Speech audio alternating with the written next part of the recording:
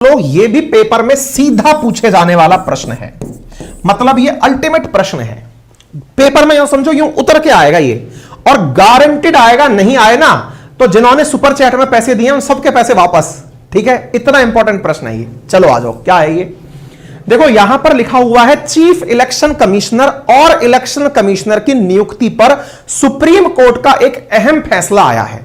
अब ये कौन सी परीक्षा में आएगा? यूपीएससी में आ सकता है, स्टेट पीसीएस में आ सकता है, इंटरव्यू में आ सकता है, एसएससी सीजीएल में आ सकता है, डिफेंस में आ सकता है, कहीं भी आ सकता है, आएगा जरूर, गारंटेड है, लिख लो।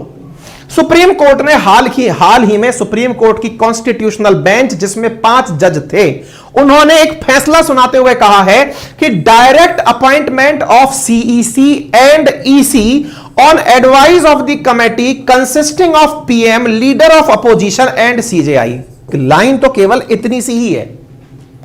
सुप्रीम कोर्ट के 5 जजेस की बेंच, संवैधानिक बेंच ने हाल ही में एक चीज फैसले में देते हुए यह कहा है कि कमिश्नर, जो चीफ इलेक्शन कमिश्नर हो या इलेक्शन कमिश्नर हो, उनको नियुक्त करने वाली जो समिति होगी, उस समिति में 3 सदस्य होने अनिवार्य हैं। कौन कौन से? प्रधानमंत्री, विपक्ष का नेता और सीजेआई यानी चीफ जस्टिस ऑफ इंडिया। इन 3 जजेस का कॉलेजियम ही डिसाइड करेगा कि इलेक्शन कमिश्नर कौन होगा, यानी चुनाव आयुक्त कौन होगा और मुख्य चुनाव आयुक्त कौन होगा। ऐतिहासिक फैसला।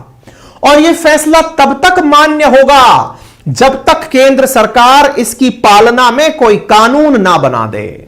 बहुत बेहतरीन चीज है, आइए आपको बताते हैं। गजब की चीज है, गवर्नेंस से और कॉन्स्टिट्यूशन से जुड़ी हुई चीज है, परीक्षाओं में पूछी जाएगी, तय है। यानी ये ऐसा ऐतिहासिक डिसीजन है, साल भर में एकाध ऐसे डिसीजन आते हैं जो कि एकदम टर्न अराउंड कर जाते हैं चीजों को। ठीक है ना, साल भर के अंदर आते हैं ऐसी चीजें। ठीक है, बहुत जबरदस्त चीज है। क्या है आइए बताते हैं। मुद्दा क्या है वो बताएंगे, चुनाव आयोग की नियुक्ति को लेकर विवाद कब से शुरू हुआ वो बताएंगे, वर्तमान में प्रक्रिया क्या है वो बताएंगे, चुनाव आयोग में अब क्या प्रक्रिया होगी वो बताएंगे, और फिर क्या चुनाव आयोग हमेशा से ही 3 सदस्यीय निकाय था या इसकी शक्तियां क्या क्या हैं, ये सारे पॉइंट हम आपको बताएंगे। सबसे पहले समझते हैं मुद्दा क्या है। देखिए असल में होता क्या था इंडिया में ना, मैं मतलब रिसेंट मुद्दे पर लेकर चलता हूं। आपके सामने एक व्यक्ति की तस्वीर दिखाई जा रही है, ये रहे, इनका नाम है अरुण गोयल।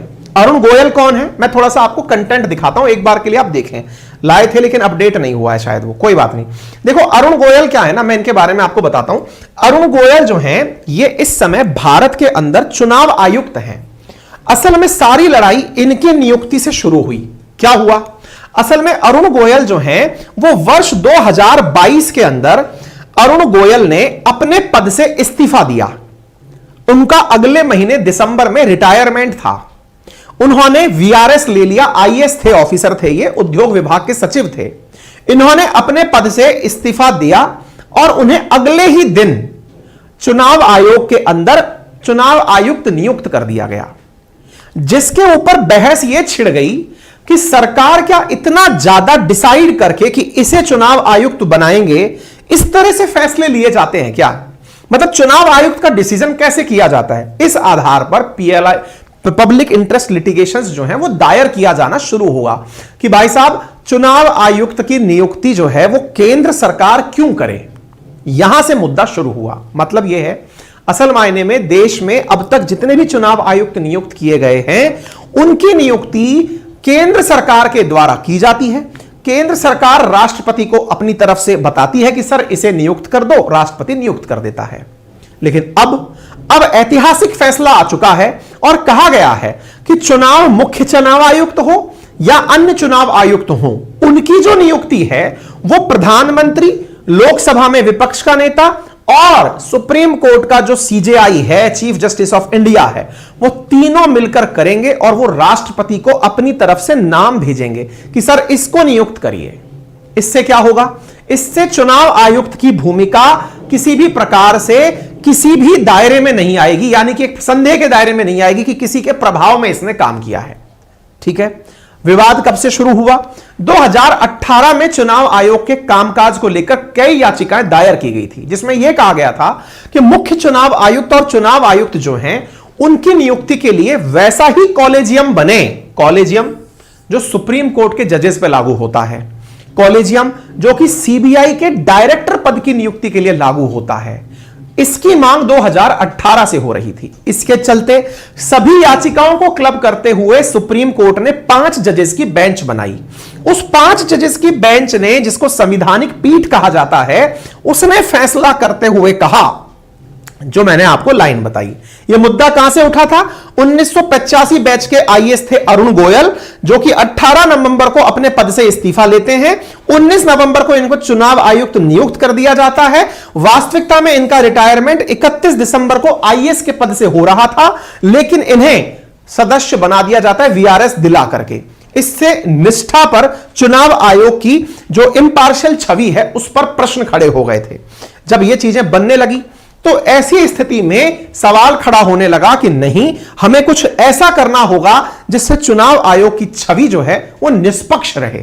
अच्छा साहब, आप पूछेंगे तो सर फिलहाल चुनाव आयोग का निर्णय केंद्र सरकार क्या ऐसे ही ले लेती है कि चिट उठाई और ले लिया? हमने कहा नहीं। इसके नियुक्ति को लेकर केंद्र सरकार में जो प्रक्रिया फॉलो की जाती है वो क्या है? असल मायने में सचिव स्तर पर जो सेक्रेटरी लेवल के आईएएस ऑफिसर होते हैं या जो रिटायर हो चुके अधिकारी होते हैं, उनसे एक लिस्ट तैयार की जाती है।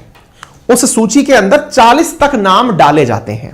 इस सूची के आधार पर 3 नामों को एक पैनल तैयार किया जाता है। 40 के नामों में से 3 नामों का पैनल तैयार किया जाता है। इन नामों के ऊपर प्रधानमंत्री और राष्ट्रपति विचार करते हैं और अधिकारियों में से निकाल करके जो नाम निकलते हैं उसे प्रधानमंत्री अपनी तरफ से राष्ट्रपति को अनुशंसा कर देते हैं कि सर इस व्यक्ति को चुनाव आयुक्त बना दो, और उसके पीछे प्रधानमंत्री राष्ट्रपति को कारण भी बताते हैं कि सर इस कारण से इन्हें आप चुनाव आयुक्त बना दो। फिलहाल यह प्रक्रिया फॉलो की जाती है। सर चुनाव आयोग को लेकर के कोई कानून वानून चलते हैं क्या भारत में? बिल्कुल। भारत में चुनाव आयोग जो है वो भारत के संविधान के भाग 15 के अंदर लिखा हुआ है। 5 अनुच्छेद हैं, अनुच्छेद 324 से लेकर 329 के बीच में। संविधान के अनुच्छेद 324 में चुनावों के अधीक्षण, निर्देशन और नियंत्रण करने के लिए चुनाव आयोग की बात की गई है। इसी कारण से चुनाव आयोग भारत में एक संवैधानिक बॉडी है। कौन से भाग में आती है? संविधान के भाग 15 में आती है। कौन से आर्टिकल से कौन से आर्टिकल तक आती है? 324 से 329 के बीच में आती है। ठीक है ना? अच्छा, इसके बाद में अब बात करते हैं फिलहाल भारत के अंदर कौन मुख्य चुनाव आयुक्त हैं।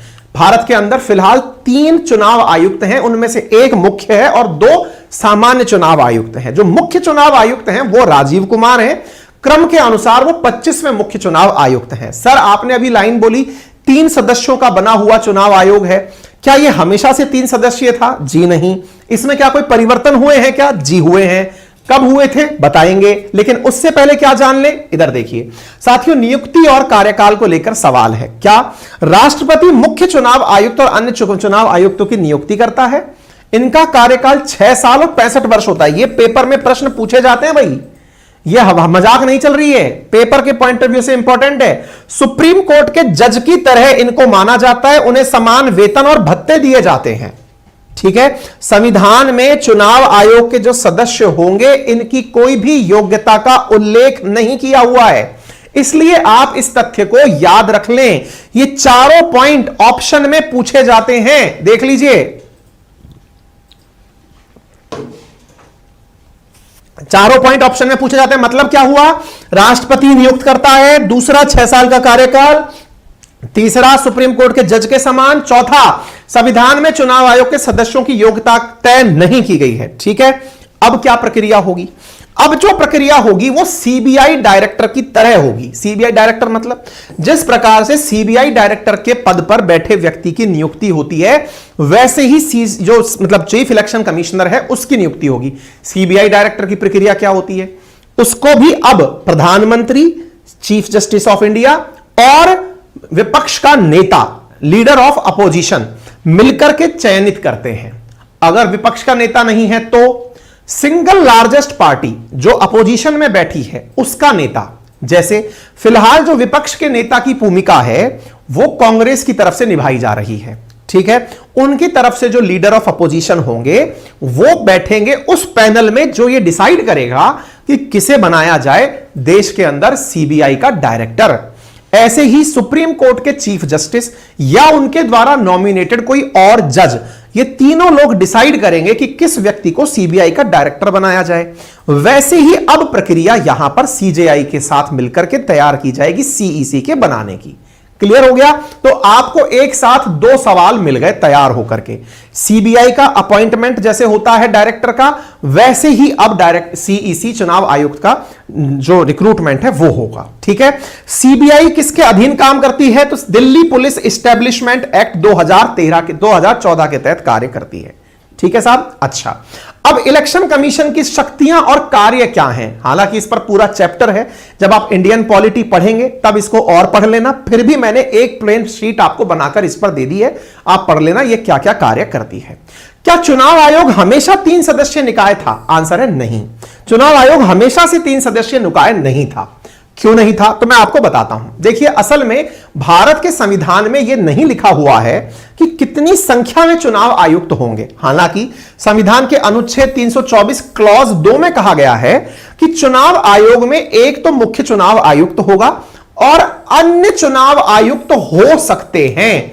मतलब कितने होंगे इसकी कोई परिभाषा नहीं है।